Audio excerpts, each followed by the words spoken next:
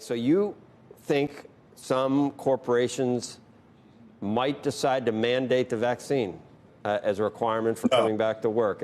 That seems like, man, that treads on a lot of interesting ethical issues.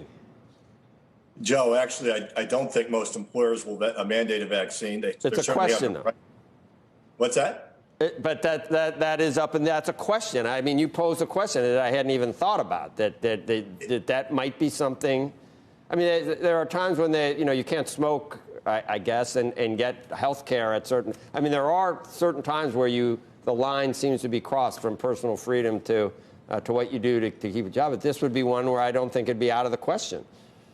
It wouldn't be out of the question, Joe. And in some industries, perhaps healthcare, or where there's, a public need for extra precaution, that it could be mandated to help with their clients and consumers. But generally speaking, I think it'll be really hard for employers to mandate that. They don't mandate flu shots, mandate certain other types of vaccines. I think they're going to really need to encourage, they're going to need to facilitate, and they're going to need to talk about the benefits, the efficacy we've seen in the early results of the two now maybe coming into the third stage AstraZeneca last night, and the many other vaccines that are out there. The efficacy is so great. The risk is being so low so far.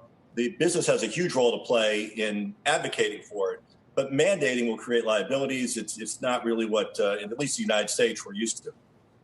So you as a board member, I don't think you can really speak to J&J's corporate strategy necessarily, but J&J obviously in the business as well. So you know from whence you speak. So that's interesting, though. It will be. I mean, I hope we have these problems to worry about how we get employees to get vaccinated. Andrew, you have a question? I see you're jumping at the bit. Go ahead. Well, the thing I would just add to this conversation, in part because I had this very discussion with Bill Gates and so many others in the last 2 days about mandating by corporations, is why you don't think the Business Roundtable or the New York City Partnership here in New York City or other places should decide almost as a group to mandate it, in large part because if you believe in trying to build confidence in the system, right? If we're trying to bring the economy back as quickly as possible, the only way that's going to happen is if as many people take this as you can imagine. There are lots of industries. There are many more than even you just said that do require. There are kids that are not allowed to go to certain schools if they don't have different shots, different boosters.